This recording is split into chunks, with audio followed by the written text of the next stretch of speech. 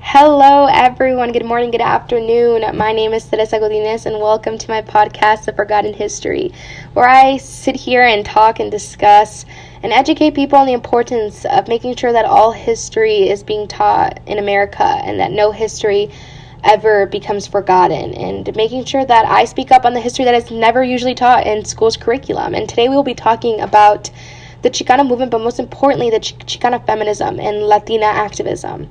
So let's get started. Dolores Huerta once said that every moment is an organizing opportunity, every person a potential activist, every minute a chance to change the world. Wow, so inspiring. So during the 1960s, imagine yourself, just put yourself in other people's shoes for a quick second. Imagine waking up at the dusk of dawn, getting on a pickup truck, packed with people to work long hours in horrible working conditions, and not even earning enough money to sustain a family. Imagine having each family member, even children, work in the fields picking up fruit and receiving nothing but racism. Imagine working hard to benefit the economy that doesn't even view you as a human being. Imagine working like any other American but not receiving basic rights, a fair wage, respect, and dignity. The Chicana movement was one of the least studied social movements of the 1960s. The movement focused on land grants, farm worker rights, enhanced education, voting, and political rights. The Chicana movement allowed a foundation for Chicana feminism to expand or add on to Chicana movement by putting an end to gender construction, stereotypes, while also fighting for women's rights. It's just very important to emphasize that Chicana feminism is not a separate movement. It is a part of the Chicana movement, and a lot of Chicanos did disagree with that, but it is important to share with you that Chicana feminism is a part of the Chicana movement. So for those who may not know who Dolores Huerta is a civil rights activist who is a co-founder of the United Farm Workers. She also helped organize the Delano Grape Strike in 1965 in California. Dolores Huerta has received numerous awards for her community service and advocacy for workers, immigrants, and women's rights. She also was awarded the Presidential Medal of Freedom. And Dolores Huerta has a special place in my heart because I was blessed enough to have the opportunity to meet her. And she made a whole speech in front of other Latinx students, and it was so inspiring and definitely made me feel that I, a Latina woman in America, can make the world a more loving, acceptable place for everyone. And I made it a goal of mine to follow in her footsteps and continue her legacy. So social construction of gender is demonstrated by the fact that individuals, groups, and societies ascribe particular traits or values to individuals purely because of their sex. So in society, it's kind of like how we're expected to act, speak, dress, conduct ourselves based on our assigned sex, and this can also be known as gender roles. During the 1960s, many women continued to follow the tradition of staying at home and taking care of their children. The Chicana movement allowed women to add to the movement, to educate others on the importance of women fighting for equality.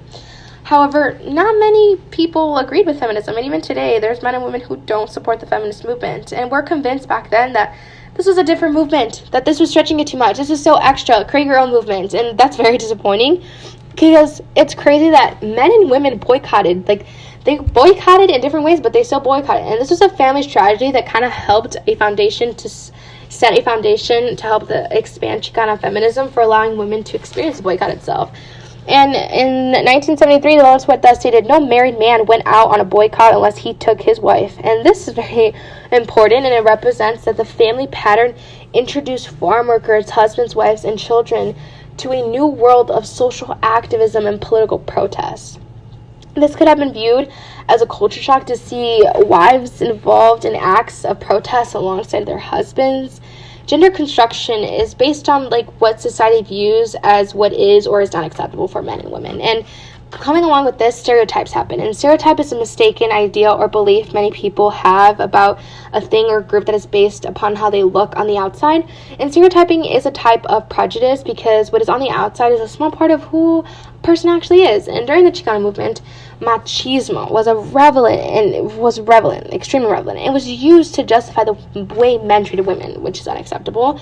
And Chicana suffered from triple oppression. So they experienced oppression by the forces of racism, imperialism, and sexism. And that is an extremely important concept to talk about when discussing the Chicana movement. And not only the Chicana movement opened doors for Chicana feminism, but Chicana activisms helped shift the fight for Latinx history to be in schools curriculum and more representation. So Paula Cristosomo in 1968 led the largest high school student protest, the walkout in American history. So this protest involved Mexican-American students from the East Los Angeles high schools. The students walked out of their classes to protest the lack of equality of education and representation, and more than 20,000 students actually protested. This walkout is considered the first major protest against racism by Mexican-Americans, and there's even a film by it. Another powerful Latina activist is Sylvia Mendez, and Sylvia Mendez was born in Santa Ana, California in 1936, and as a young child, she was at the center of the landmark of the 1947 case Mendez versus Westminster, in which her parents and neighbors fought against segregated education for children of Mexican descent in Southern California. A case that banned segregation in California public schools and paved the way for the national ban on segregated schools in Brown versus Board of Education 7 years later. What? I'm pretty sure you did not know that. And it just emphasizes my point of forgotten history. Like, Brown versus Board of Education, in my experience and in my high school, was barely taught in AP US history. It was just one slide, this happened, moving on. But the fact that not a lot of schools educate also that the Mendez versus Westminster case led to this blows my mind. But concluding, the Chicana movement, let alone, is not taught in the education system and is very frustrating. And the involvement and impact Chicana feminism had in this movement is also not taught. And it is due to machismo and what is now in today's society seen as toxic masculinity that symbolizes some sort of blindness each man carries, and women can carry too, for not seeing the inequalities each woman is going through. And due to this and their ego, they cannot face the fact that women should be equal to them. It prohibits them to view things from a different perspective and denies the stories of Chicana feminism to be expressed everywhere.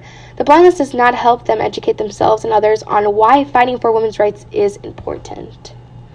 Well, that wraps it up for today. I hope you learned a lot, and I hope you take this and share it and educate yourself and others about the importance of making sure that no one's history ever becomes forgotten. Thank you so much. Have a great day.